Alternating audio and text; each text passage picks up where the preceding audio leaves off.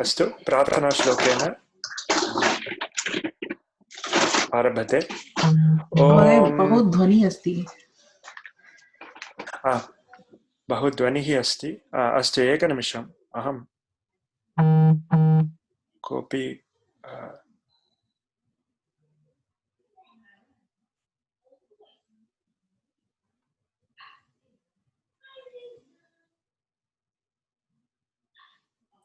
अस्तु।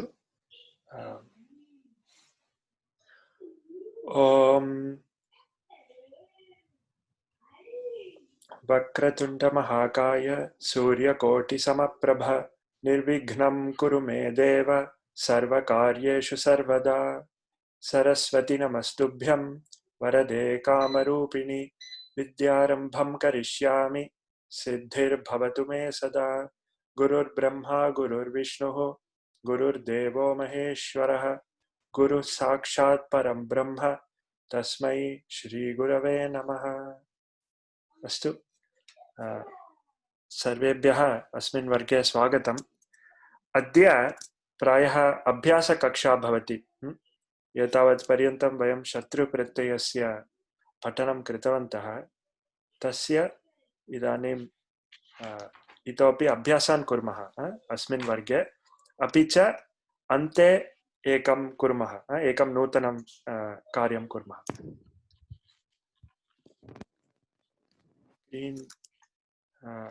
शेर् करोमि। प्रश्नः अस्ति वा? एकः प्रश्नः अस्ति शत्रन्तरूप विषये। शत्रुरूप स्त्रीलिङ्गे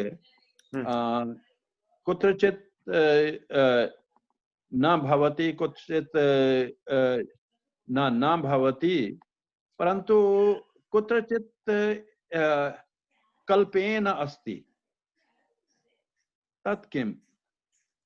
विकल्पेन अस्ति वा अथवा नास्ति वा? नकारः नास्ति वा? न, विकल्पेन अस्ति। भवान् उदाहरणं वक्तुं शक्नोति वा? अहं चिन्तयामि षष्ठे गणे तुदादिगणे शत्रुप्रत्ययं विकल्पेन अस्ति, न भवति न भवति, विकल्पेन अस्ति। एवं वा? एकं धातुं वक्तुं शक्नोति वा? तत्र षष्ठे गणे अस्ति तुदति तुदन्ति।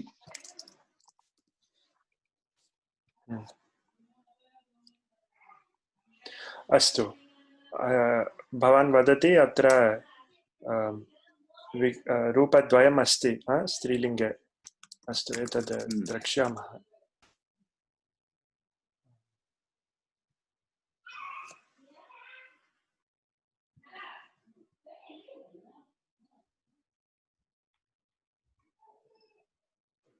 षष्ठे गणे तु अस्ति। अहं चिन्तयामि द्वितीयगणे अपि विकल्पेन अस्ति। परन्तु अन्तर्घनः किमपि भवितुं शक्नोति, तर्हि एवं भवति। दशमे गणे निच् सर्वदा नास्ति इति सर्वदा अस्ति इत्यपि नास्ति, तत्रापि विकल्पम् अस्ति, निच् प्रत्ययः। तादृशम् अत्र अन्तर्घनः कोऽपि अस्ति, तर्हि विकल्पेन नुमागमः भवति। एवम्। अस्तु, क्षम्यताम्, अहमपि एतद् विषयं न जानामि। अहं निश्चयेन दृष्ट्वा वदामि। अत्र यथा भवान् उक्तवान् विकल्पद्वयम् अस्ति, तुदन्ति तुदति। अपि च द्वितीये गणे किं दिव् वा? एकः पुस्तके लिखितमस्ति द्वितीये गणे 14 धातूनां केवलम्। ओ एवम्, आम्, स्मरामि। तदेव अन्तर्घनः किमपि अस्ति तत्र। आम्, सत्यम्। अस्तु, अस्तु, एतस्मिन् विषये वक्ष्यामि। गणे दृष्ट्वा वदामि। इदानीं सम्यक् न स्मरामि, परन्तु आम्, एतादृशः भेदः अस्ति। परन्तु अस्माकं पठितं रूपम् अस्ति यत्र स्त्रीलिङ्गे लट्लकार प्रथम पुरुष एकवचने ह्रस्व अकारः तत्र ति इत्यस्मात् पूर्वम् अस्ति चेत् नकारः अस्ति, नो चेत् नास्ति। एवम् अत्र सः नियमः प्रवर्तते एव। अत्र तस्य प्रवृत्तिः अस्ति, परन्तु विकल्पेन नकारः नास्ति अपि इति एकः। अस्तु, उत्तमं, धन्यवादः।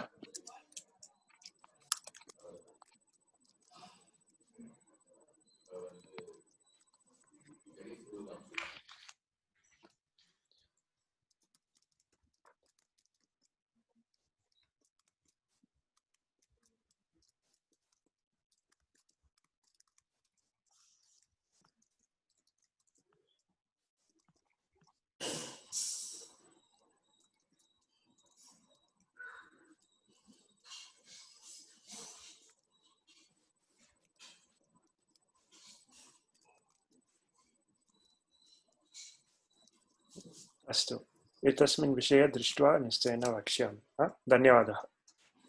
धन्यवादः। अस्तु, अभ्यासं प्रविशामः। प्रथमं पूर्वस्मिन् वर्गे वयं शत्रुप्रत्ययान्तस्य रूपं कथं भवति इति दृष्टवन्तः। तत्र नियमद्वयम् आसीत्।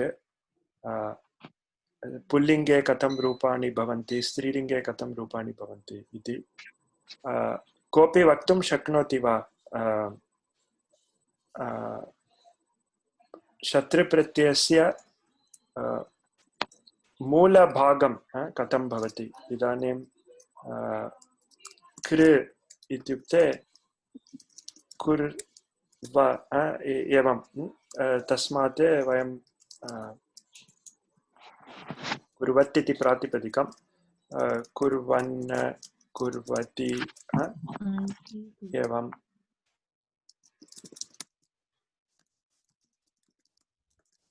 कुर्वत् एवं रूपाणि भवन्ति। परन्तु अत्र कुर्व इति त्रिषु लिङ्गेषु अपि रूपमस्ति। तत् मूलप्रकृतिः इति चिन्तयामः। कथम् एतत् जानीमः, एतत् कथं ज्ञायते?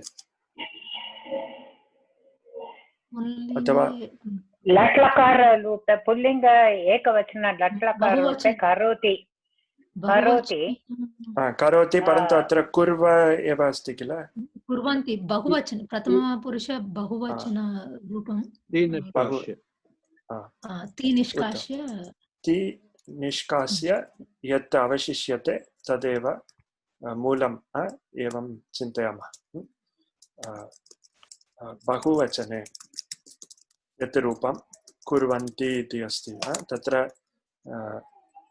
ति इति त्यजामः, यत् अवशिष्यते कुर्व, कुर्वन्, तत्र कुर्वत् इति।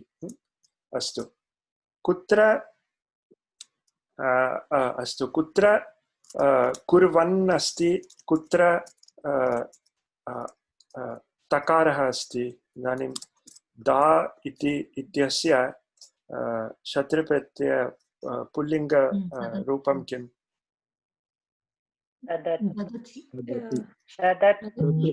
तत्र नास्ति, ददति। तकारः ददत्, दद।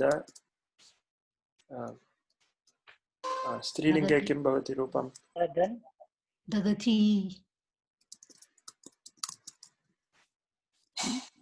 एवं, किमर्थम् अत्र ददन् इति नास्ति?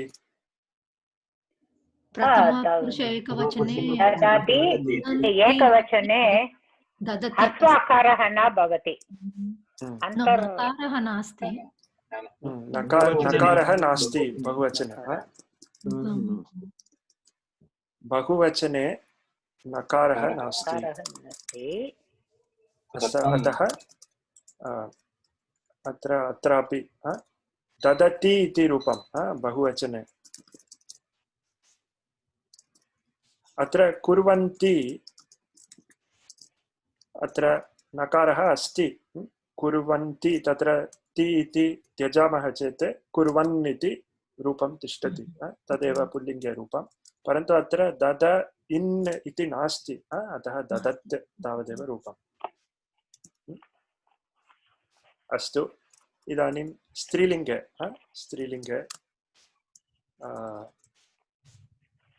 पुनः अत्र कुर्वति इति अस्ति किमर्थम् अत्र नकारः नास्ति कुर्वन्ति इति किमर्थं नास्ति करोति लट्लकाररूपं प्रथम इकार पूर्वे कुर्वति अकारः नास्ति अकारः नास्ति ह्रस्व अकारः ति पूर्वं अकारः नास्ति ह्रस्व अकारः नास्ति इत्यस्मात् पूर्वं ह्रस्व अकारः नास्ति अथवा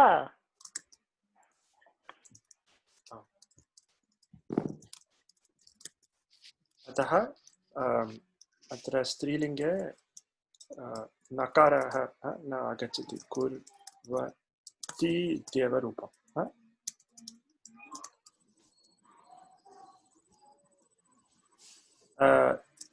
परन्तु पठन्ति इति चिन्तयामः अत्र नकारः अस्ति किमर्थम् अस्ति एकवचनरूपं किं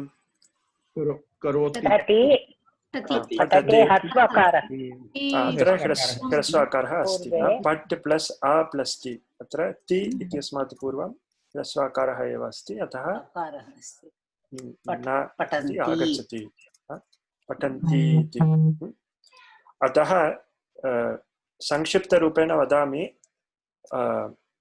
पुल्लिङ्गे अस्तु नपुंसकलिङ्गे सर्वदा तकारः एव यत्किमपि पुल्लिङ्गरूपम् अस्ति तत्र अन्तिमवर्णस्य निष्कासनं कृत्वा तकारः तत्र योज्यते कुर्वत् ददत् ददत् एव तिष्ठति अस्तु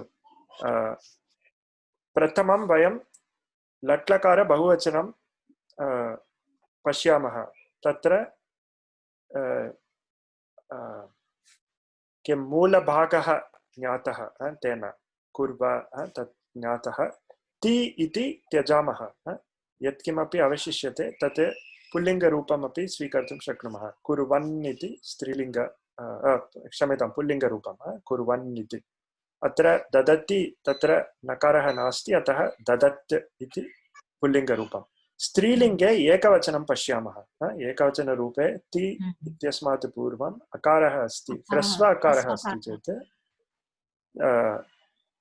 एव अत्र नकारः आगच्छति नो चेत् नकारः नास्ति पठति अत्र अकारः अस्ति अतः पठन्ति इति परन्तु अत्र ह्रस्वकारः नास्ति करोति तत्र ओकारः एव अस्ति अतः नास्ति अत्र कुर्वन्ति इति नास्ति एवम् इदानीं अभ्यासं प्रति गच्छामः एकनिमिषम् अहं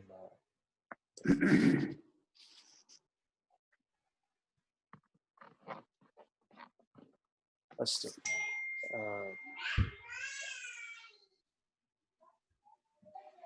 परमेश्वरन् महोदय भवान् कृपया पुल्लिङ्ग रूपाणि सप्तसु विभक्तिषु कृपया पठतु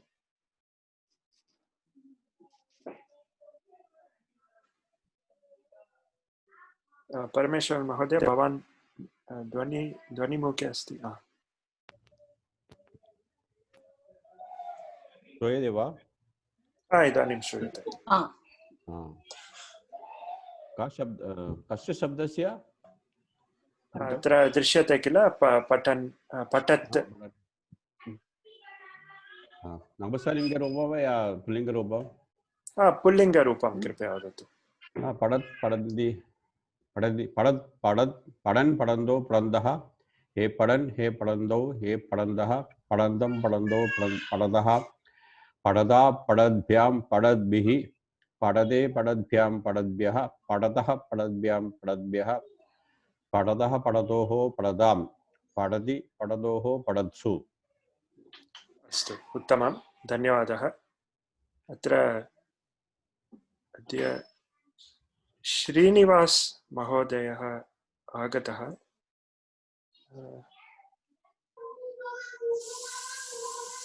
नमस्ते, भवान् श्रोतुं शक्नोति वा?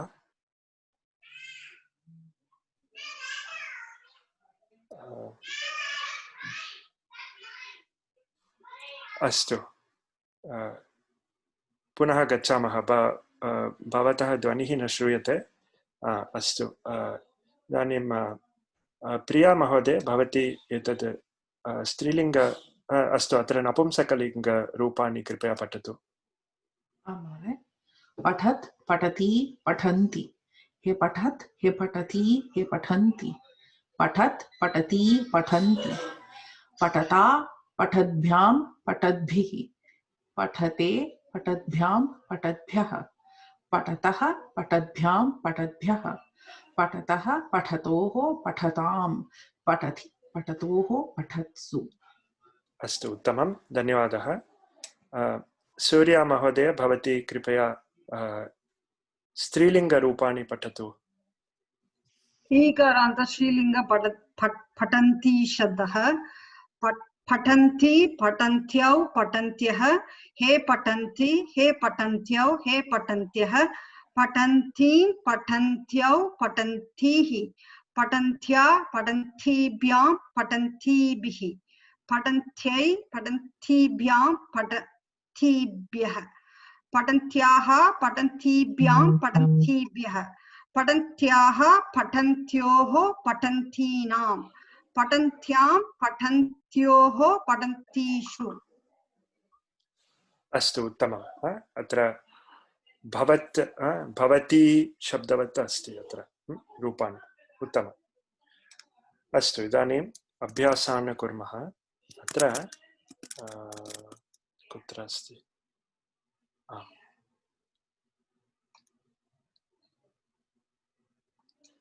एकनिमिषम्। एतद् वयं प्रथमं कुर्मः। अस्तु, किञ्चित् कथम्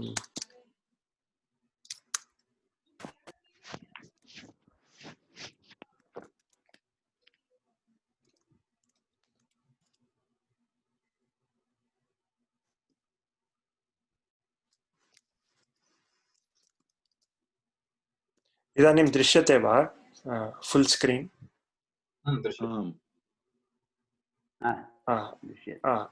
अस्तु, तर्हि एतस्य पठनं कुर्मः।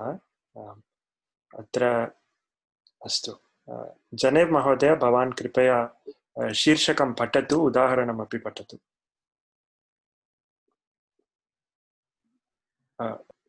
ध्वनिमुखितः अस्ति भवान्। क्षम्यताम्। कोष्ठके लिखितेभ्यः क्रियापदेभ्यः उचितं शत्रन्तपदं निर्माय रिक्तस्थानं पूरयता। उदाहरणं: माला विद्यालयं गच्छति, पिता आशिषं ददाति। विद्यालयं गच्छन्त्यै मालायै पिता आशिषं ददाति। नटः भवान् प्रथमं वाक्यमपि करोतु। अत्र भवन्तः अवगच्छन्ति किल किं कर्तव्यम्? अत्र विद्यालयं गच्छन्त्यै मालायै, अत्र ददाति इति क्रियापदमस्ति। ददाति इति क्रियापदस्य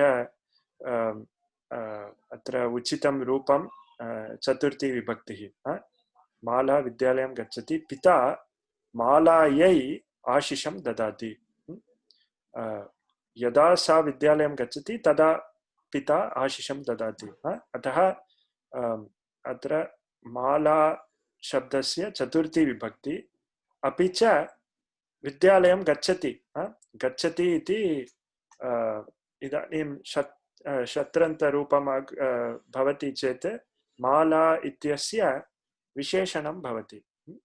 विशेषणं भवति अतः यत् लिङ्गं यत् वचनं या च विभक्तिः माला इति शब्दस्य तदेव गच्छति इत्यस्य शत्रन्तरूपस्य अपि अतः गच्छन्त्यै मालायै इति भवती शब्दवत् भवती इति चिन्तयन्तु भवत्यै इति भवति किल अत्र गच्छन्त्यै इति भवति तथा एव विद्यालयं गच्छन्त्यै मालायै पिता आशिषं ददाति अत्र प्रश्नाः सन्ति वा आशिषम् अर्थं किम् आशिषं ब्लेस्सिङ्ग्स् ओ आशीर्वाद ओके आमां तदेव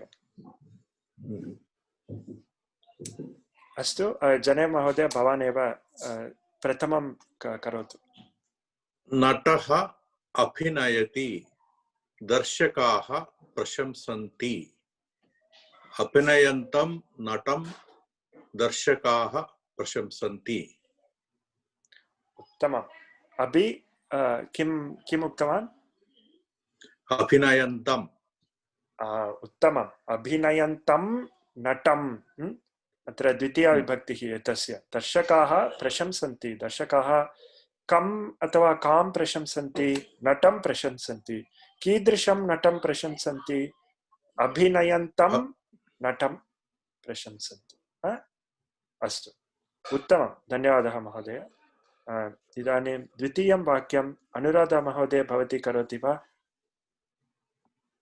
नमस्कारः भीमः रणाङ्गने गदां भ्रामयति भटाः बिभ्यति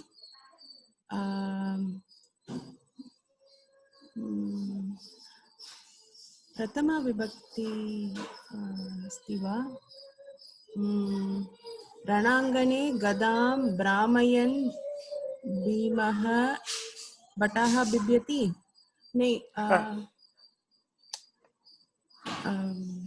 पंचमी विभक्ति या बिभ्यति या करेक्ट ओके ओके ओके सो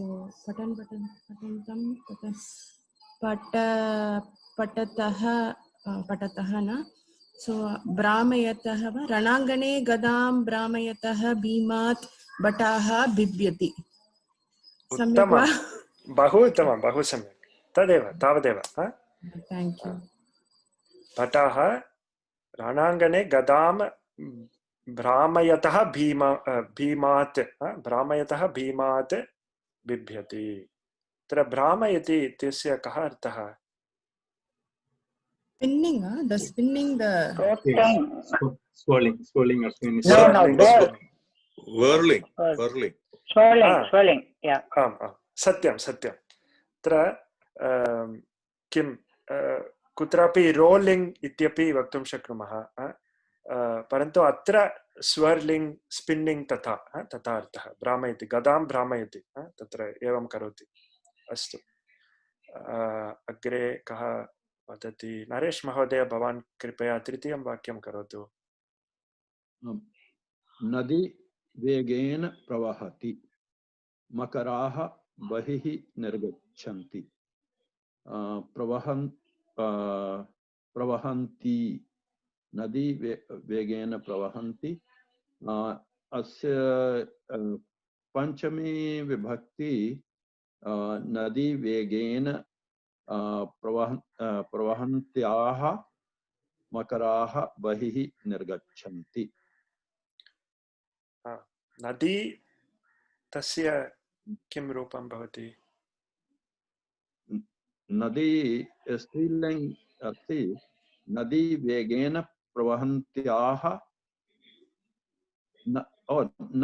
नद्याः वेगेन प्रवहन्त्याः मकराः बहिः निर्गच्छन्ति अस्तु प्रथमं वेगेन प्रवहन्त्याः नद्याः आम् सत्यं प्रथमं वयं प्रायः कर्ता का इति पश्यामः मकराः एव कर्ता कर्तारः अतः तस्य प्रथमं स्थापयामः मकराः वेगेन प्रवहन्त्याः नद्याः बहिः निर्गच्छन्ति एवम् अस्तु बहु उत्तमं धन्यवादः चतुर्थं राम महोदय नमस्कारः भवान् नमस्कारः। कृपया भवान् कृपया चतुर्थं वाक्यं करोतु। राष्ट्रभक्ताः राष्ट्रहितं चिन्तयन्ति सर्वे आद्रियन्ते। राष्ट्रहितं चिन्तयतः राष्ट्रभक्ताः सर्वे आद्रियन्ते। आद्रियन्ते इत्यस्य कः अर्थः? रेस्पेक्ट् इति। उत्तमम्। आदरम् एवं वदामः। राष्ट्रहितं चिन्तयतः राष्ट्रभक्तान् सर्वे आद्रियन्ते। अत्र का विभक्तिः? अस्तु, अत्र द्वितीया इति अहं चिन्तयामि, अतः एव बहुवचनं। सप्तमी। अहं न आद्रियन्ते रेस्पेक्ट् अवरै इति अहं अतः एव अहं द्वितीया इति चिन्तितवान्। द्वितीयाय राष्ट्रभक्ताः राष्ट्रं चिन्तयन्ति सर्वे आदरे। अस्तु, अत्र आदरः अस्ति इत्युक्ते सप्तमी भवति। रामे आदरः अस्ति एवं। परन्तु अत्र आद्रियन्ते तत्र आद्रियन्ते इति अत्र विभक्तिरूपं नास्ति किल, तत् प्रथमपुरुष बहुवचन। अत्र कर्ता विभक्ति कर्म विभक्ति किं भवति इति द्वितीया कीदृश उपपदविभक्ति किम् इति एव प्रश्नः अत्र। आमामाम्, अत्र सकर्मकः एव इति उच्यते, अतः द्वितीया विभक्तिः सम्यक् इति चिन्तयामि। द्वितीया विभक्तिः अस्तु, उत्तमं। तर्हि किं भवति रूपम्? राष्ट्रहितं चिन्तयतः राष्ट्रभक्तान् सर्वे आद्रियन्ते। उत्तमम्, उत्तमं। राष्ट्रहितं चिन्तयतः राष्ट्रभक्तान् चिन्तयतः विभक्ति बहुवचन चिन्तयतः द्वितीया बहुवचनं चिन्तयतः एवम्। अत्र उत्तमम्। अत्र अहम् एकं नियमम् अस्मिन् सप्ताहे एव ज्ञातवती। द्विकर्मकधातूनां प्रधानकर्मपदं कर्मणि प्रयोगे प्रथमविभक्तिरूपं प्राप्नोति, किन्तु अन्येषां धातूनां साधारणधातूनां द्विकर्मकधातूनां न साधारणधातूनां गौणकर्म अस्ति चेत् तत्र एव कर्मपदं प्रथमा विभक्ति प्राप्नोति। सत्यं सत्यं, तत् सत्यमेव। परन्तु अत्र कर्तरि एव प्रयोगः, अस्मिन् सन्दर्भे कर्तरि एव प्रयोगः, परन्तु यत् भवती वदति तत् सत्यं।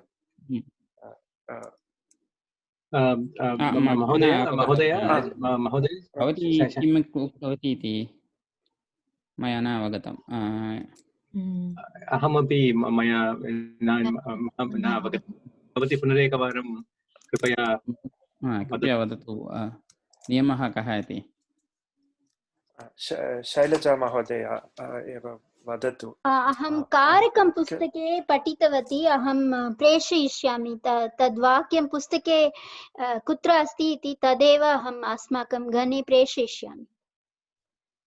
अस्तु, धन्यवादः धन्यवादः।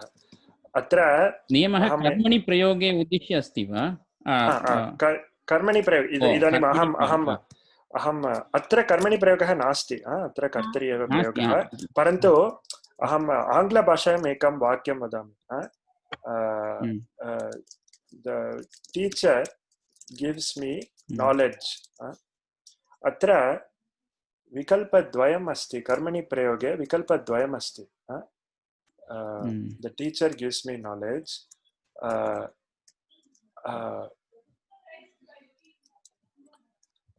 Knowledge is given to me by the teacher.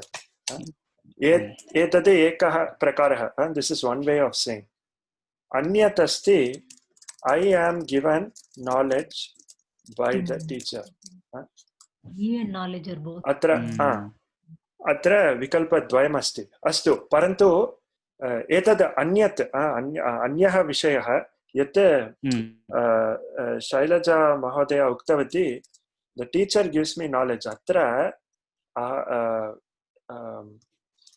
शिक्षकः माम् अस्तु, अत्र मह्यं वस्त मामपि सम्यक् एव, परन्तु मह्यं ज्ञानं ददाति.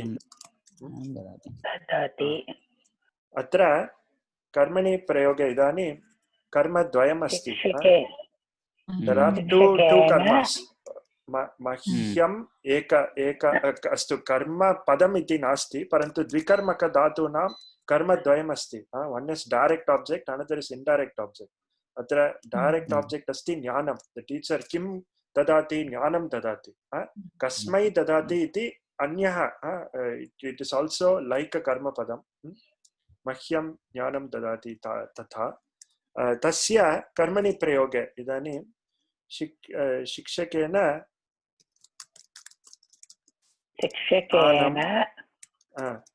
दीयते मह्यम्. अत्र ज्ञानम् इति प्रधानकर्म अस्ति. अतः तस्य प्रथमा विभक्तिः अस्ति. मह्यम् इति गौणकर्म इति उच्यते. तस्य तु किं चतुर्थी विभक्ति एव तिष्ठति तत्र.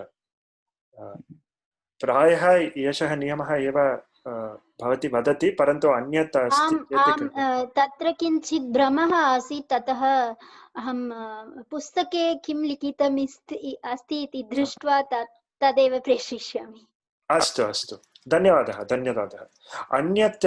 अन्यः प्रकारः अस्ति शिक्षकेन अहं ज्ञानं अत्र किं भवति? किमर्थं भूतकाले? भूतकाले नास्ति, दीयते, परन्तु अत्र अहं ज्ञानं पुरुष एकवचनं मया ज्ञानं दीये. परन्तु अहं दीये इति ऐ एम् गिवन्, परन्तु एषः प्रयोगः विरलतया एव दृश्यते. इट् इस् रार्लि सीन्, परन्तु अस्ति. एतादृशमपि वक्तुं शक्नुमः. अत्र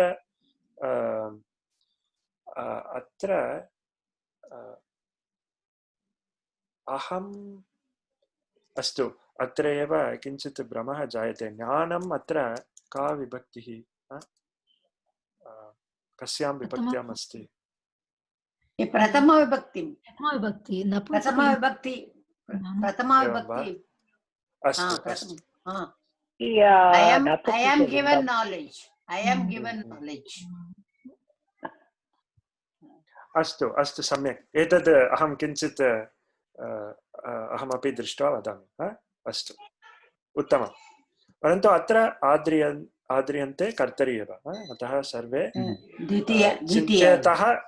चिन्तयतः राष्ट्रभक्तान् आद्रियन्ते. उत्तमम्. अस्तु, अग्रे कस्य क्रमः? एकनिमिषं. शैलजा महोदय, भवती एव कृपया पञ्चमं वाक्यं करोतु.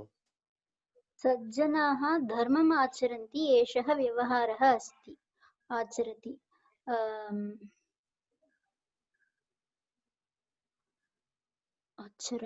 आचरन्तः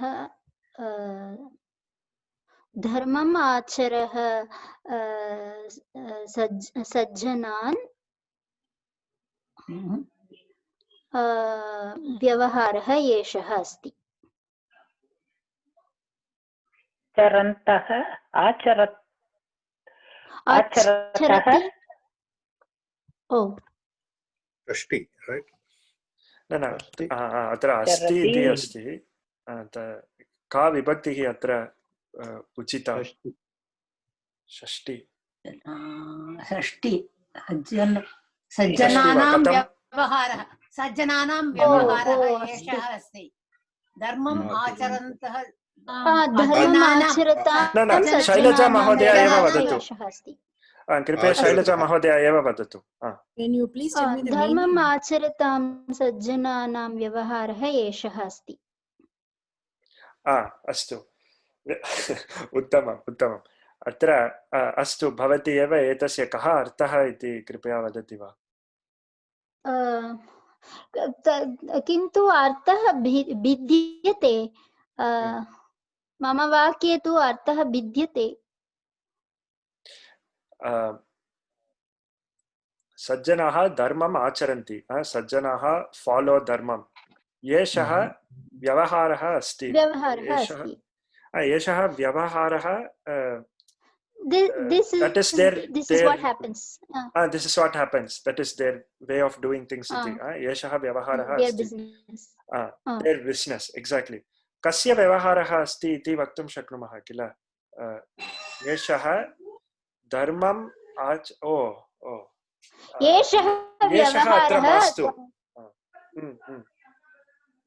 एषः व्यवहारः धर्मम् आचरतां सज्जनानाम् अस्ति अथवा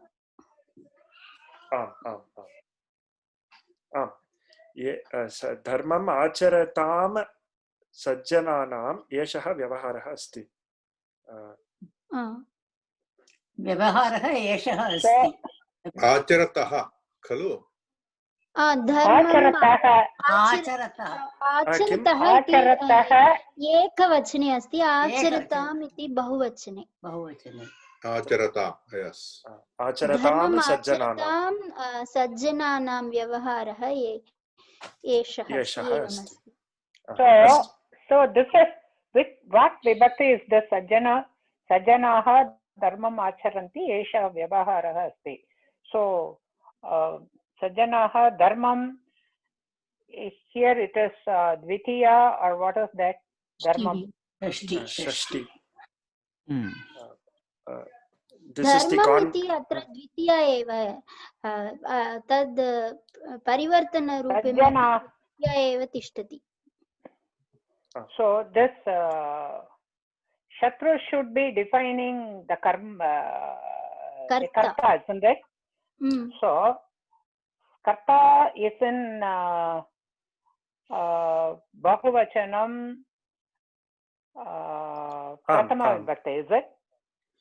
न विभक्ति रूपाणि अत्र परिवर्तनीयानि they have to be changed यथा वयम् अत्र द्वितीया विभक्ति इति निर्णीतवन्तः अत्र सर्वे अस्तु अत्र according to what it should be according to the kriyapadam the makaraः कुतः बहिः निर्गच्छन्ति मकराः प्रवहत्याः नद्याः निर्गच्छन्ति अत्र एषः व्यवहारः अस्ति एषः कस्य व्यवहारः अस्ति सज्जनानां व्यवहारः अस्ति धर्मम् आचरतां सज्जनानां व्यवहारः अस्ति this is the way of conduct of the people who follow dharma तथा so it comes to षष्टि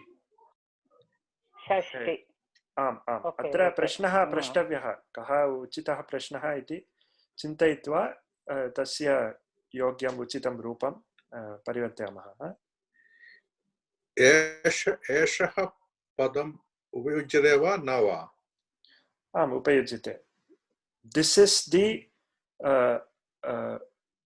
behavior of the people who follow dharma of the good people who follow dharma तथा धर्मम् आचरतां सज्जनानाम् एषः व्यवहारः अस्ति व्यवहारः एषः अस्ति इदर् अस्तु उत्तमम् इदानीं हेमा महोदय भवती षष्ठं वाक्यं करोतु मम अग्रजा संस्कृतं पाठयति तस्याम् अहं स्निह्यामि तस्यां सप्तमी विभक्ति संस्कृतं पाठयत्यां मम अग्रजायाम् अहं स्निह्यामि स्निह्यामि गवान्स सप्तमी विभक्ति सत्यं सत्यं संस्कृतं पाठयत्यां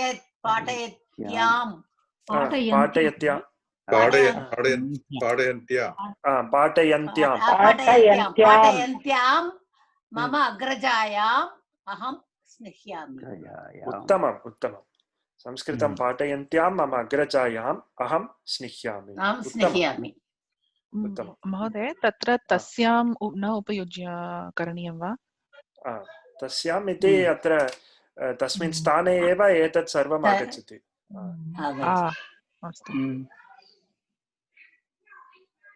अस्तु कस्य क्रमः एकनिमिषं वेङ्कटरामन् महोदय भवान् कृपया सप्तमं वाक्यं करोतु स्वल्पम् उपरि उपरि वा अत्र आगन्तुं न शक्नोमि अस्तु एकनिमिषं न शक्नोमि अस्तु अस्तु एकनिमिषं भयं मास्तु इदानीं द्रष्टुं शक्नोति वा किञ्चित् सप्तमी किल आं सप्तमं वाक्यं वाक्यं सिंहः गर्जति भयं मास्तु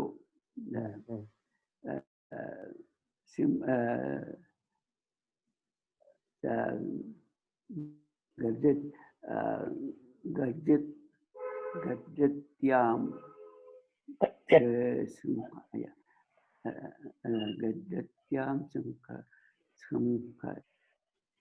का विभक्तिः अत्र पञ्चमी वेङ्कटरामन् महोदय एव वदतु कृपया भयम् एव द्वितीया विभक्ति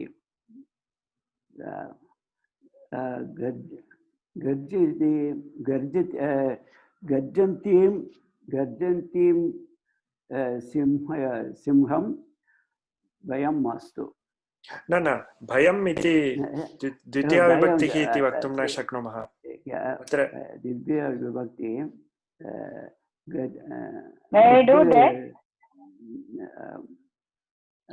न एकनिमिषम् अत्र पञ्चमी विभक्तिः एव किल भयं मास्तु पञ्चमी विभक्ति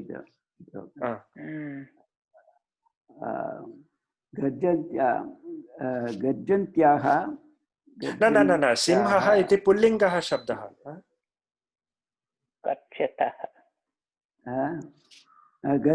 गर्जन्त्याः एवं भवति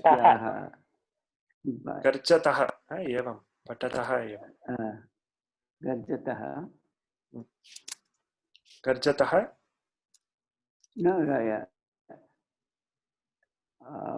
पठन्त्यो गर्जतः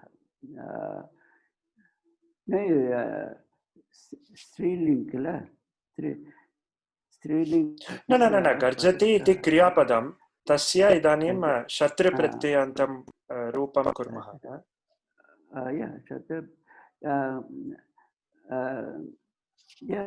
स्त्रीलिङ्ग गर्जन्त्याः किल आम् परन्तु but there is no strilinga here because simha is pullinga atra simha ityasya eva visheshanam kila गर्जतः सिंहः भयं मास्तु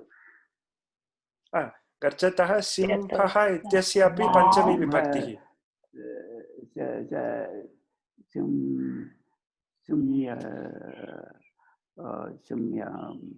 पञ्चमी सिंहात् सिंहात् उत्तमं गर्जत्य सिंहात् भयं मास्तु गर्जतः सिंहात् भयं मास्तु उत्तमम् अत्र एकः so there is a very nice exercise to do to get familiar with these forms किं कर्तव्यम् इत्युक्ते अकारान्त एकं शब्दं स्वीकृत्य झटिति विशेषणरूपेण एतत् सर्वं वक्तव्यं भवति। अत्र बालकः इति स्वीकुर्मः। पठन् बालकः, पठन्तं बालकं, पठता बालकेन, पठते बालकाय, पठतः बालकात्, पठतः बालकस्य, पठति बालके। एवं झटिति पुनः पुनः वदामः चेत् एतत् किं काम्बिनेशन् मनसि तिष्ठति। So quickly you get the form, corresponding forms. पठते बालकाय, पठतः बालकात्, तथा एवं कुर्वन्तु। तथा एव अत्रापि अत्र बालिका इति चिन्तयतु। किमपि पठन्ती बालिका, पठन्तीं बालिकां, पठन्त्या बालिकया, पठन्त्यै बालिकायै, पठन्त्याः बालिकायाः, पठन्त्याः बालिकायाः, पठन्त्यां बालिकायां, तथा कुर्वन्तु। झटिति रूपाणि मनसि तिष्ठन्ति। अस्तु, अग्रे गच्छामः। एकः प्रश्नः अस्ति। बिभ्यति इति अभ्यासे प्रश्नः। बिभ्यति इति क्रिया शब्दः अस्ति चेत् सप्तमी विभक्ति प्रयोगम् अस्ति वा? भयम् इति क्रियापदं न।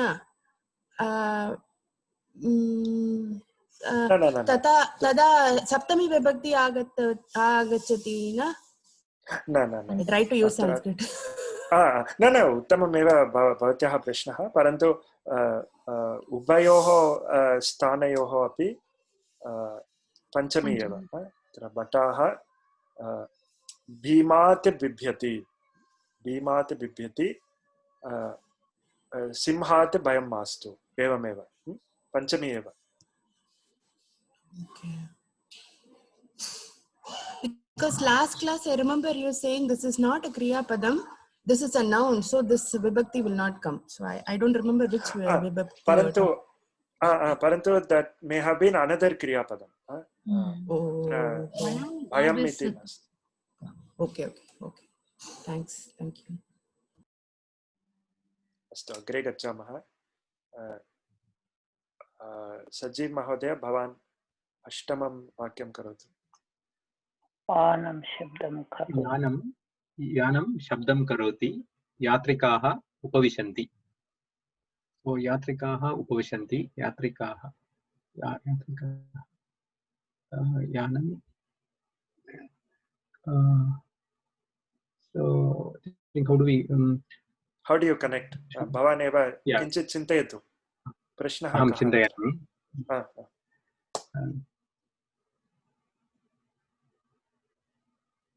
किमर्थं यात्रिकाः उपविशन्ति? न किमर्थं? किमर्थं? यानं शब्दं करोति, अतः यात्रिकाः उपविशन्ति. How do we connect? प्रश्नः अत्र प्रायः कुत्र सप्तमी कुत्र? यात्रिकाः कुत्र उपविशन्ति? यात्रिकाः कुत्र उपविशन्ति? याने उपविशन्ति। शब्दं करोति, so करोति, कुर्वन्। यानम् इस्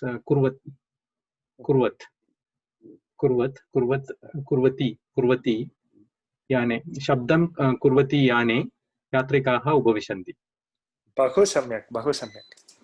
अस्तु, करताडनं करोमि। बहु सम्यक्। यात्रिकाः शब्दं कुर्वति याने उपविशन्ति। उत्तमं।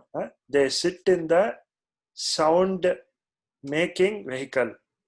तथा उत्तमं। sound producing vehicle. अस्तु, भाग्या महोदय, भवती नवमं वाक्यं करोतु।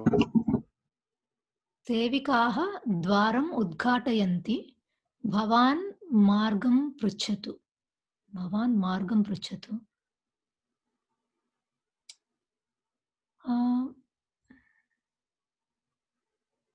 सेविकाः द्वारम् उद्घाटयन्ति। How do you link those two? Bhavan. किञ्चित् चिन्तयतु चिन्तयतु Okay. किञ्चित् चिन्तयतु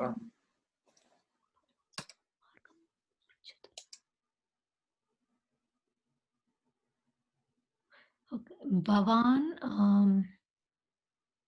Oh, okay. Bhavan dwaram udghatayantim sevikam. Is it udghata? No, it's bahuvachana. So udghatayantihi sevikam margam pruchatu. सेविकाः एव सेविकाः सेविकाः द्वितीय विभक्ति सेविकाः भवान् द्वारम् उद्घाटयन्ति सेविकाः मार्गं पृच्छतु उद्घाटयन्तीः सेविकाः मार्गं पृच्छन्तु अत्र वस्तुतः अत्र पंचमी विभक्ति अस्तु इति मम चिन्ता from them you ask for the direction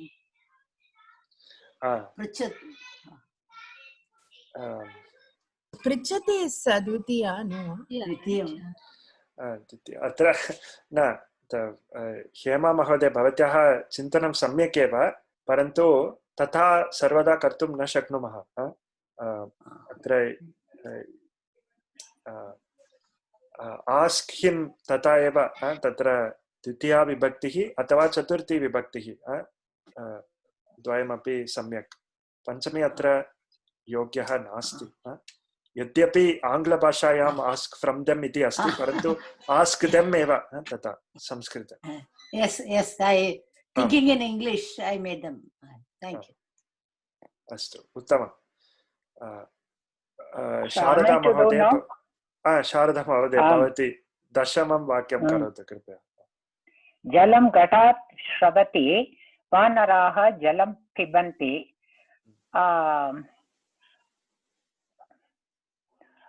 घटात् श्रवतः जलं वानराः पिबन्ति is it correct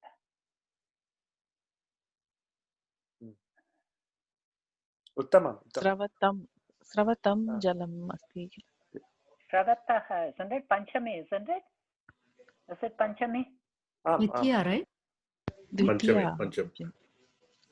घटात् पंचमी अस्ति घटात् पंचमी अस्ति घटात् श्रवतः जलं वानराः पिबन्ति But you're talking about jalam, right? Jalam is Dvitiya vibhakti. Jalam, Sravat.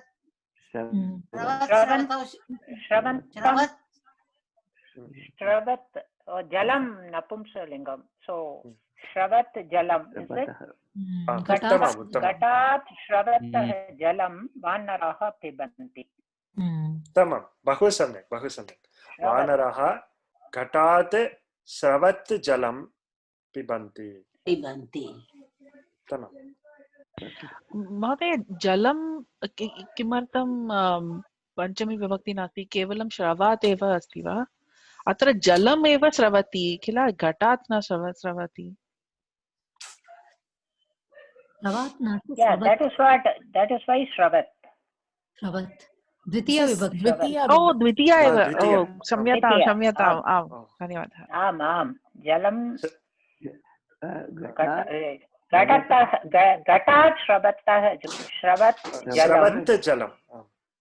श्रवत् जलं वानराः पिबन्ति सत्यं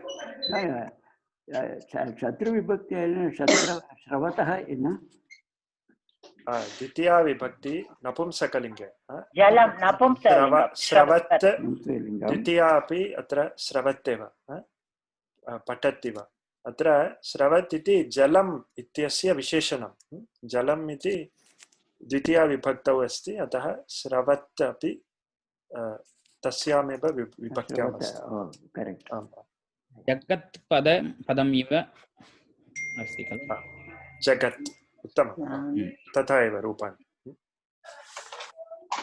अस्तु एतद् कः वा कर्तुम् इच्छति कस्यापि क्रमः अस्तु शारदा महोदय भवती एव करोतु रामः वचनं पालयति अहं रामं नमामि वचनं पालयन् रामम् अहं नमामि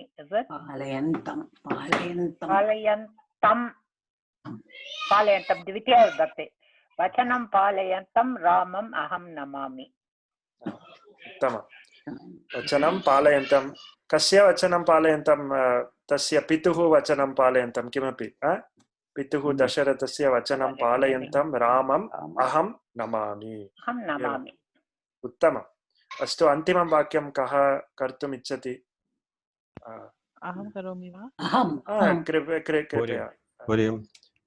कृपया अस्तु परमेश्वरन् महोदय अस्तु परमेश्वरन् महोदय भवान् करोतु पुत्री खाद्यम् इच्छति पिता पुत्रै दापयति खाद्यम् इच्छन्त्यै पुत्र्यै पिता दापयति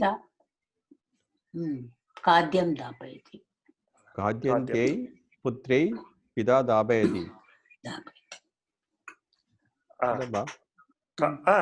खाद्यम् इच्छन्त्यै पुत्र्यै पिता दापयति अथवा पिता अर्थं कः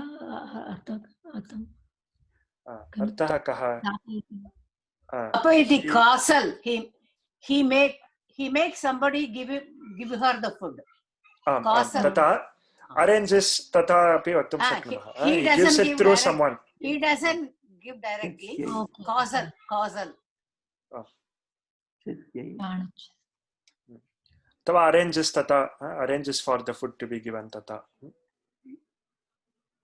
अस्तु उत्तमम् अग्रिमम् अभ्यासं कुर्मः इतोपि एकः अभ्यासः अस्ति अत्र गणेशः अस्तु एतद् कस्य क्रमः प्रिया महोदय भवती शीर्षकं पठित्वा प्रथमम् उदाहरणमपि पठतु आं महोदय क्रियापदस्य उचितं शत्रन्तं रूपम् उपयुज्य वाक्यानि लिखत यथा गणेशः गच्छन्तं बालकम् आह्वयति अत्र किम् अस्ति अत्र उपरि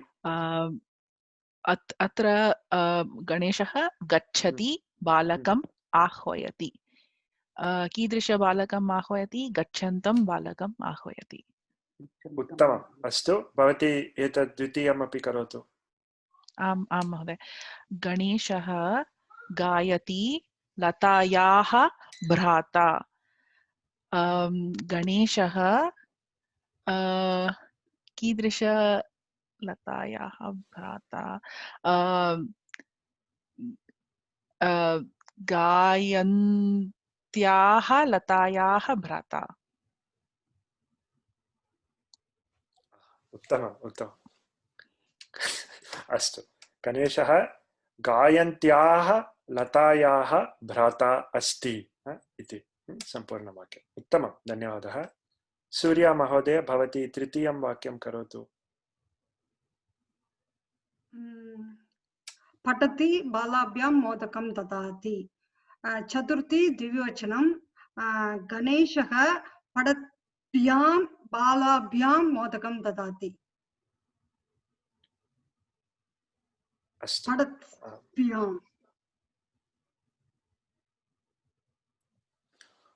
पठद्भ्यां पठद्भ्याम् अहं किम् अत्र बालाभ्यां पुल्लिङ्गे अपि भवति स्त्रीलिङ्गे अपि भवितुम् अर्हति किल द्वयोः अपि रूपसाम्यं बाला इति शब्दः अस्ति चेत् पठन्तीभ्यां बालाभ्यां मोदकं ददाति अस्तु पठद्भ्याम् अथवा पठन्तीभ्यां द्वयमपि सम्यक् मोदकं ददाति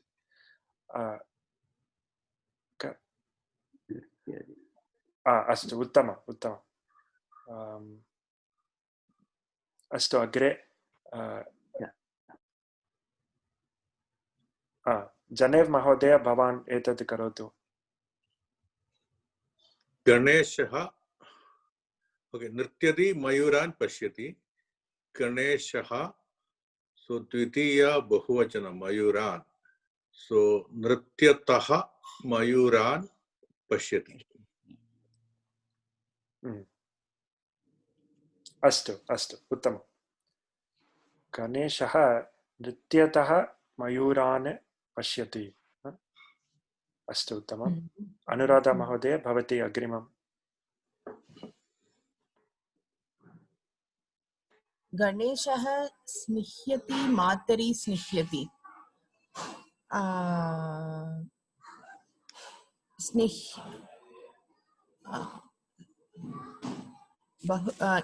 एकवचनं सप्तमी विभक्ति स्त्रीलिङ्गे स्निह्यन् स्निह्यन् नद्यां स्निह्यन् स्निह्यन्ति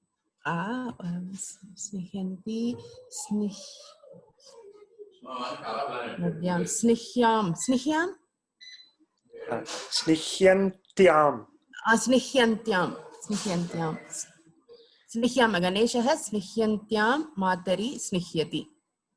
उत्तमम् उत्तमं। गणेशः स्निह्यन्त्यां मातरि स्निह्यति। उत्तमम्। अस्तु अग्रे राम महोदय भवान् करोतु अग्रिमम्। गणेशः तिष्ठतः यानात् अवतरति। गणेशः तिष्ठतः यानात् अवतरति। उत्तमम् उत्तमम्। अत्र प्रश्नाः सन्ति वा? तिष्ठतः यानात्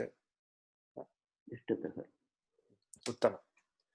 अस्तु अग्रिमं हेमा महोदय भवती करोतु एतत्।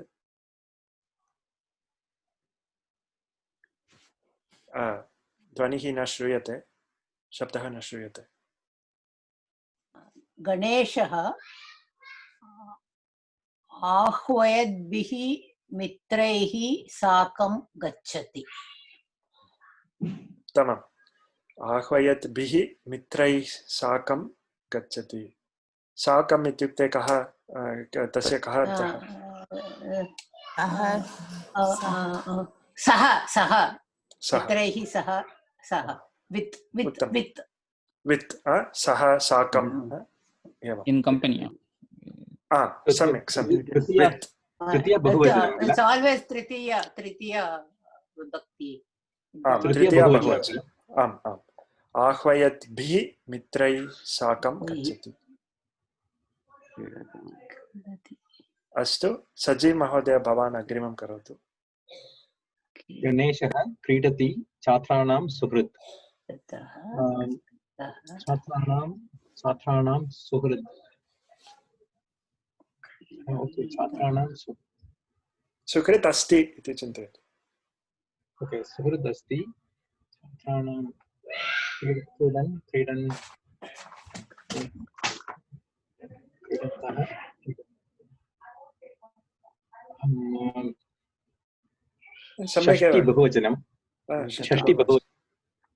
षष्टि बहुवचनं क्रीडन्तः क्रीडतः क्रीडतोः क्रीडतां गणेशः क्रीडतां छात्राणां सुहृत्। उत्तमम्। अत्र अस्तु अत्र पठताम् एवं क्रीडताम्। अत्र रामाणां तत्र न एतत् सर्वम् अत्र नास्ति। पठताम् एव भवताम् इव। भवत् शब्दः कथमस्ति तथा एव भवताम्। अस्तु भाग्या महोदय भवती एतत् करोतु। गणेशः आगच्छति जनेभ्यः स्वागतं व्याहरति। गणेशः आगच्छद्भ्यः जनेभ्यः स्वागतं व्याहरति। आगच्छद्भ्यः जनेभ्यः स्वागतं व्याहरति। व्याहरति इत्यस्य कः अर्थः?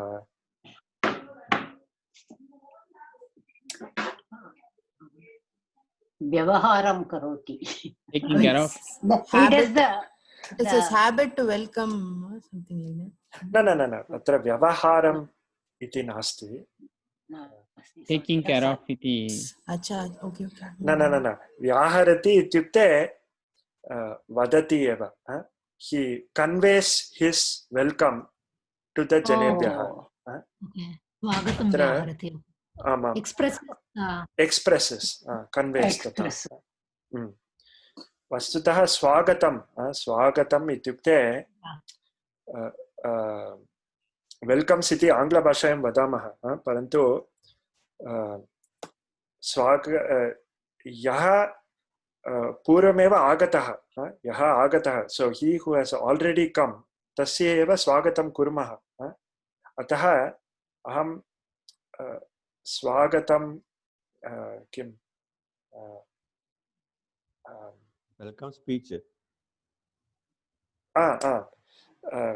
स्वागतम् इस् आम् अत्र नौन् इव अस्ति. I convey welcome to the जनेभ्यः तथा. Usually when you say swagatam, you will see people using this verb vyaharati athava vadati. Karoti api asti. Aham swagatam karomi iti asti. Parantu tatra it does not mean you do some action to welcome them. Tatha nasti. Tatha tatrapi karoti ityasya arthaha vadati eva. Karoti has many meanings. Atra vadati eva arthaha. एतस्मिन् विषये अहं अग्रे गणे किञ्चित् स्थापयामि. एकस्मिन् पुस्तके अस्ति. अस्तु उत्तमं. वेङ्कटरामन् महोदय, भवान् एतद् करोतु. व्याहरति सदा चतुर्थी विभक्ति वा? न व्याहरति इत्युक्ते हि सदा चतुर्थी इति नास्ति. ददाति इव इव आम्. It can also be द्वितीया. Offering welcoming compliments इति. तथा अत्र वदति इति चिन्तयतु. वदति अपि द्विकर्मकः. अतः जनेभ्यः स्वागतं वदति अपि सम्यक्, जनान् स्वागतं वदति इत्यपि सम्यक्. द्विकर्मकधातुः. अतः चतुर्थी वा द्वितीया द्वयमपि सम्यक्. अस्तु वेङ्कटरामन् महोदय. पृच्छन्त्यै भगिन्यै कुप्यति. कः कृत्यति? भगिन्यै कुप्यति. पृच्छन्त्यै कः? गणेशः पृच्छन्त्यै भगिन्यै कुप्यति. अस्तु. स्त्रीलिङ्गे भगिन्यै स्त्रीलिङ्गे न सम्यक् एव किल? पृच्छन्त्यै भगिन्यै. पृच्छन्त्यै भगिन्यै क्रुध्यति. उत्तमम्. अस्तु शैलजा महोदय, भवती समापयतु अन्तिमं वाक्यम्. आचार्यान् वन्दते पाठयति.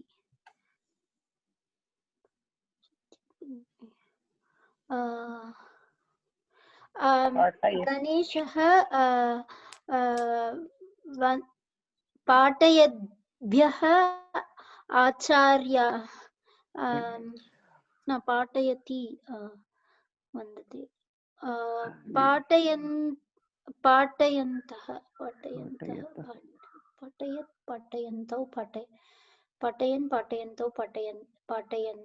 पाठयतः आचार्यान् वन्दते. उत्तमं. बहु सम्यक्. गणेशः पाठयतः आचार्यान् वन्दते. अस्तु, एतेन वयम् एतत् समापयामः. अत्र एवं भवन्तः इदानीम् अवगच्छन्ति. इतोपि अभ्यासान् एव कर्तुम् इच्छन्ति इति चिन्तयामि. इतोपि अभ्यासाः सन्ति. अहं गृहपाठरूपेण ददामि एतत्. इदानीं वयं नूतनम् एकं विषयं प्रति गच्छामः.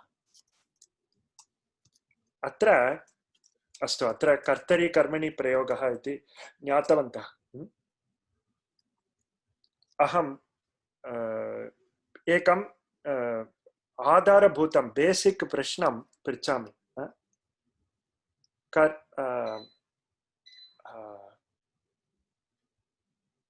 कर्तरि प्रयोगः अस्ति अत्र उदाहरणार्थं रामः पुस्तकं पठति एवं कर्तरि प्रयोगः अस्ति कर्मणि प्रयोगः अस्ति रामेण पुस्तकं पठ्यते पठ्यते इति कर्तरि कर्मणि प्रयोगे अस्ति इदानीम् एकः एकं विषयं वदामि कर्तरि प्रयोगे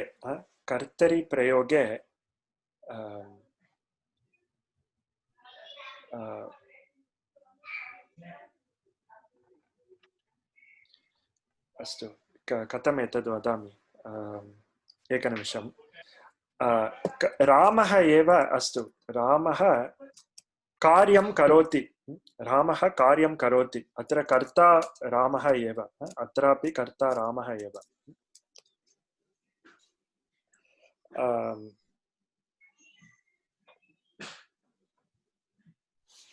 अत्र अस्तु इदानीम् अहम् आङ्ग्लभाषायाम् अत्र आङ्ग्लभाषायाम् एतद् एक्टिव् वाಯ್स् इति उच्यते पासिव् वाಯ್स् इति उच्यते इदानीम् अहं कानिचन वाक्यानि आङ्ग्लभाषायां वदामि एकनिमिषम् अत्र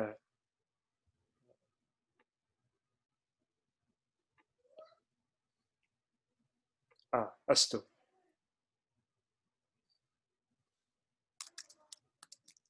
The child is born. एतद् किञ्चित् चिन्तयतु इदं संस्कृते नास्ति इदानीम् आङ्ग्लभाषायामेव वदामि The child is born. अत्र child अस्तु प्रथमम् एतद् एक्टिव् वाಯ್स् अस्ति वा पासिव् वाಯ್स् अस्ति वा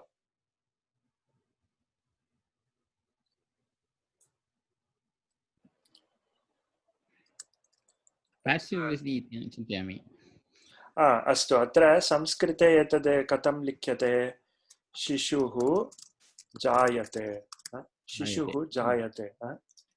अत्र जायते अस्तु child is born अत्र passive or active किञ्चित् चिन्तयतु is the child actively doing the action of being born अथवा child is passive someone else is doing the making the child be born एवं वा somebody else is making the child be born scientific question परन्तु कथं child is also born kila big medical question child is also has to make the effort only in cesarean the child doesn't have to do effort I feel it is active voice because the child is making scientific question it is active I think both active and passive both active and passive astu ekanimisam aham itopi ekam udaharanam dadami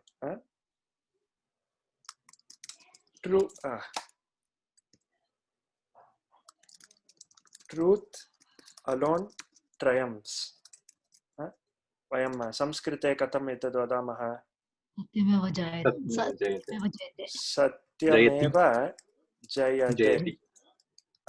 जयते जयति अपि सम्यक् जयते अत्र is this active or passive truth alone triumphs अत्र active voice वा passive कथम् active कथम् active अत्र truth is, I mean, it cannot do an action, right? Truth is something passive, which is triumphing. You cannot say that it is actively winning or actively doing something. Kila. Truth is abstract, you mean? Abstract. Satyam. The truth triumphs because someone spoke the truth. Tatha. Astu. Itopi ekam vadami.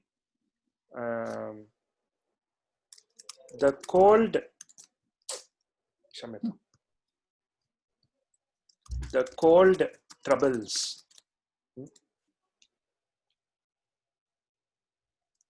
संस्कृते एतद् कथं वदामः? शैत्यं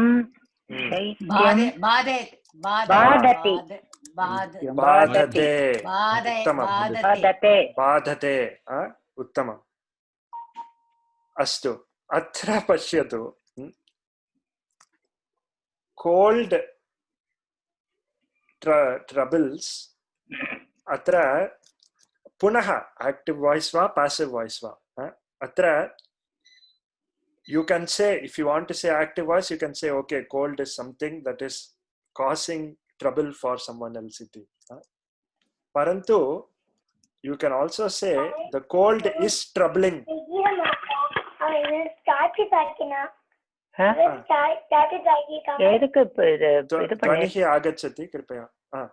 The cold is troubling. Tathapi aham vaktum shaknumaha. Etasminev arte. The cold is troubling me. Tatra tu cold passive. The cold is troubling. The cold is something that is causing the trouble. Tatha. Astu itopi ekam. Antimam ekam udaharanam vadami. Ekanimsham.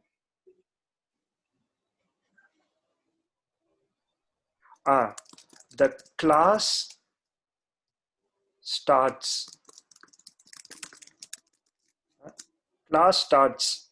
Etasya kim samskrite katam vadamah? Kaksha arabhate. Kaksha arabdha. Arabhate. Arabhate. Kaksha arabhate. Now, is this in passive or active?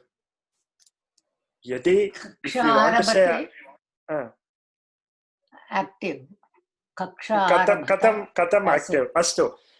Class starts ityukte, you can say, okay, if you want to say active, you can say the class is something that is actually starting. Parantu tatha nasti. The class is being started by someone. Tatha eva atra kim atra tatparyam tatha eva. Kaksha arabhata. Arabhate. Latlakara. Arabhata past tense. Arabhata past tense. Atmani prayogam asti. Atmani prayogam. Ekanimisham. Aham vadami. Ekanimisham. Tadeva suspense asti. Atra Kamyata. Astu. Atra vastutaha active voice iti asti. Passive voice iti asti. Idopi ekam udaharanam. The food is cooking. Iti vadamah kila. The food is cooking in the oven. Evam. In the cooker. Kimapi. The food is cooking. Etade passive va active va? Passive. Passive iva asti. The food is being cooked. Iti passive construction. Parantu food is cooking active construction iva asti. It is like an active construction. Parantu active api nasti. Passive api iti vaktum na shaknumaha. The food is being cooked in the cooker iti passive construction. The food is cooking iti kimapi madhya asti. Active voice, passive voice madhya asti. Ayetade katam samskrite vadamah? Annam. Bhojanam. Bhojanam. Bhojanam. वस्तुतः पचति इति इदानीं वदामः, परन्तु पचते एव सम्यक् अत्र रूपं. Food is cooking in the cooker, भोजनं पचते. अत्र भोजनं कार्यं न करोति. The food is actually not doing the action. But in the construction of the sentence, it is not also the recipient of the action. The food is being cooked. The food is the recipient of the action of cooking. Parantu atra food is cooking ityukte active iva api asti. Etadrisham vakyam asti middle voice iti. Middle voice iti ekam asti. Sarvasu Indo-European bhashasu middle voice iti asti. Samskrite api middle voice iti asti. Tadeva atmane padi iti. Atmane padaha padam ityukte middle voice vastutaha. Atra yat vayam atmane padam iti vadamaha tade middle voice. Evam atra the flag flutters. Etad katam vadamaha? Dvajaha kampate. Kampate. Dvajaha kampate. Atra sarvatra pashyanti chete jayate, jayate, badate, arabate, pachate, kampate iti asti. Kimartam sarvam atmane padi ityukte atmane pade santi ityukte middle voice iti ekam asti. Parantu tathapi disclaimer. Samskrite etad gacchata kalena tavat na palyate. This strict difference between active, middle and passive over the years is lost in Sanskritam. Originally it was that, parantu gacchata kalena luptaha abhavat. Ataha idanim katamapi vaktum shaknumaha. Jayati, jayate, pachati, pachate. Evam rupani santi. Yatkimapi idanim upayoktum ichanti tat upayoktum shaknuvanti. There is also yet another aspect of Parasmai Atmane which says that the action, the recipient of the action is the doer, the recipient of the action is someone else. Ityukte Parasmai Tata Vadanti. The actual meaning of that is Atra Pashyantu. Flag flutters iti asti kila. The fluttering of the flag, the recipient of the action is the flag. The doer of the action is also the flag. Tarihi Atmane Padi asti. Atra food is cooking. The food is doing the action of cooking, but it is also the thing being cooked. Ataha bhojanam pachate. This is why. Yadi bhojanam pachati vadati chet. This middle voice astiva. Upayapati pachati, pachati upayapati iti sarvam Samskrita vyakaranasya drishtya. So Samskrita vyakarane after reverse engineering all this, they came up with Ubayapadi, Atmanepadi, Parasmaipadi. So the Ubayapadi concept, by the time it came itself, this strict distinction between passive and middle voice was lost. So tata idanim vaktum na shaknumaha.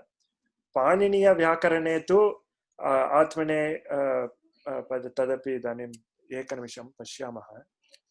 So you have to say my mom is cooking food, then it would be bhojanam pachati. Bhojanam pachati ityukte mata is actively cooking food. According to Samskrita Vyakaranam, they say that if the mother is cooking food for herself, if she is also the recipient of the cooking, then you say pachate atava pachati iti. Parantu tat sarvam, according to my understanding, that all came later. the real meaning of the recipient of the action is the doer itself, is for constructions like this. The flag flutters, the food is cooking, evam, the class starts, tata. So this is just to प्रश्नः वा? महोदय महोदय पूर्वकाले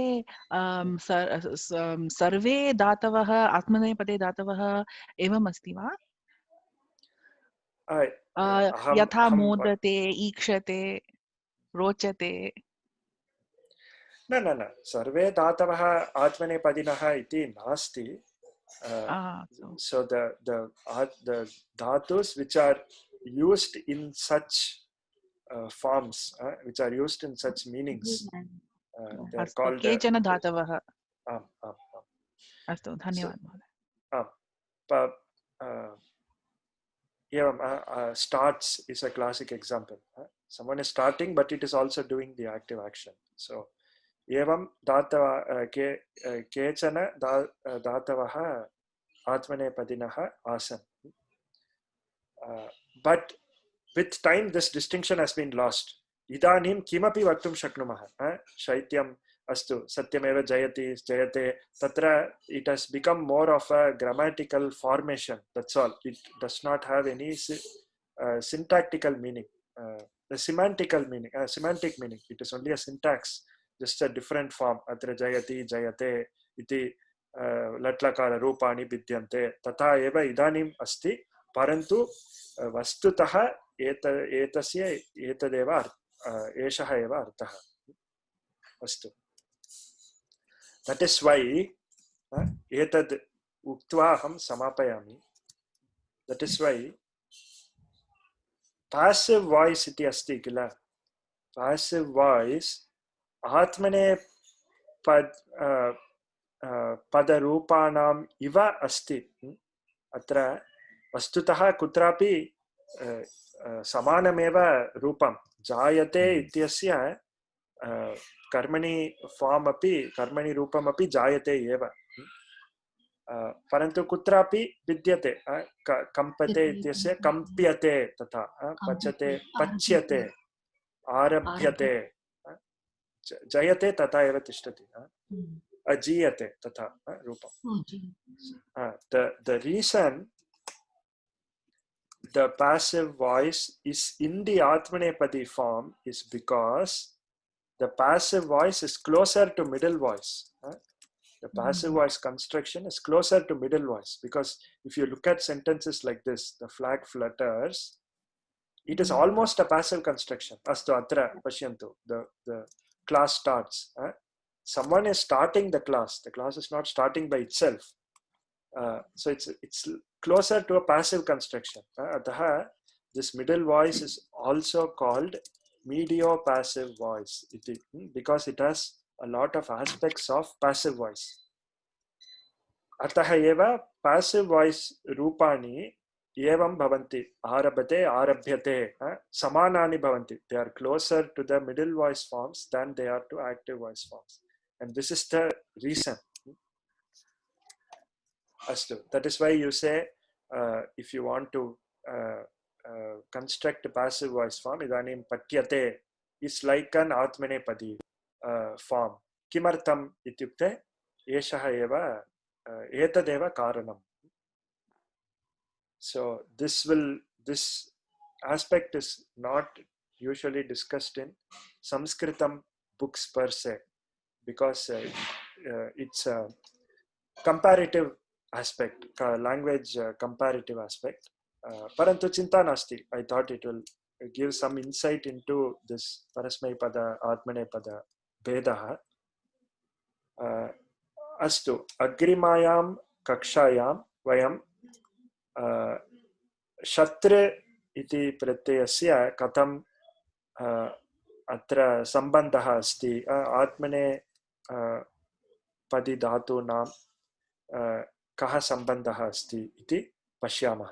तस्य रूपाणि कथम्. अत्र बाधते इत्युक्ते बाधन् इति वयं न वदामः. तथा रूपं नास्ति. अन्यत् रूपम् अस्ति. प्रायः भवन्तः जानन्ति.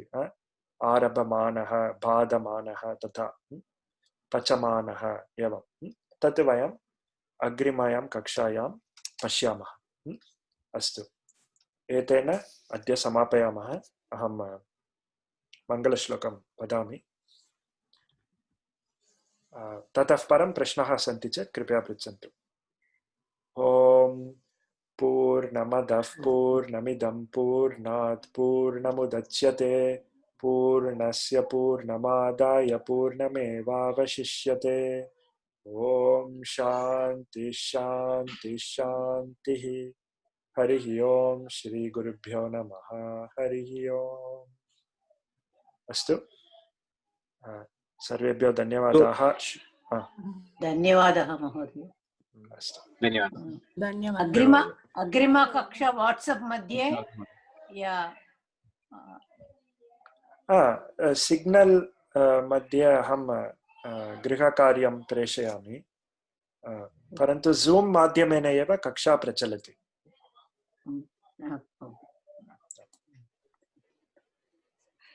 धन्यवादः।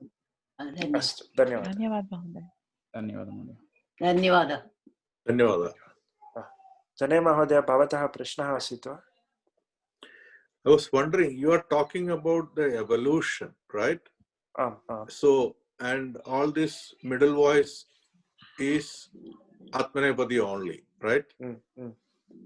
There is, I will not find anything in the middle voice like Pachati or any such verbs which are in Parasmaipadi. Is my understanding correct? Parantu idanim you can find anything in anywhere. The distinction between middle voice and active voice has been lost in Sanskritam over the years. So now you can find anything anywhere. But if you analyze the reason for Parasmaya and Atmane Padinaha Datavaha, then this is the actual original reason. So are you saying all the Atmanepadi that we currently see are something like this? Neither there, you can. Perhaps there have been some dhatus that are added after that do not follow the middle voice concept, but mostly, as you can see here, mostly they are Atmanepadi. Okay, Vandate, Saha Vandate. So in that it is clearly an active voice, right? Satyam, Satyam. अतः एव अहम् उक्तवान् सर्वदा वक्तुं न शक्नुमः. प्रायः वन्दते might have been a later verb added, perhaps its original form or something else. Okay, so you're saying middle voice looks like that is the originator of this Atmanepadi verbs, right? अहं न वदामि. Comparative linguistics इति एकम् अस्ति. तत्र बहवः जनाः एवं manyante, they believe this is the way. If you look in many English language Sanskritam grammar textbooks, then you will find this concept of middle voice. But it will not usually be discussed in Paniniya Vyakaranam because it's not comparative linguistics. This is very good. Thank you, because this always keeps haunting some people. Why there is Atmanepadi and Parasmaipadi, and everybody gives a lot of versions. Oh, it is, if I do it, it's like that. If somebody else does it, it's Parasmaipadi. And somebody else, no, that was olden time. Then it changed. And people, currently, why you do these two? Anyway, thank you for providing this insight. I know there will be linguistics always writing prabandhas and assuming and then arguing. So we don't want to be in the middle, but but it is good to know this. Yeah. So it gives you some cooling effect that okay, that may be the reason. Because something enigma it is. Okay, all right. That's all. धन्यवादः. नूतनदृष्ट्या महोदयेन उक्तम्. धन्यवादः. गुड night. शुभरात्रिः, शुभदिनं. शुभरात्रि.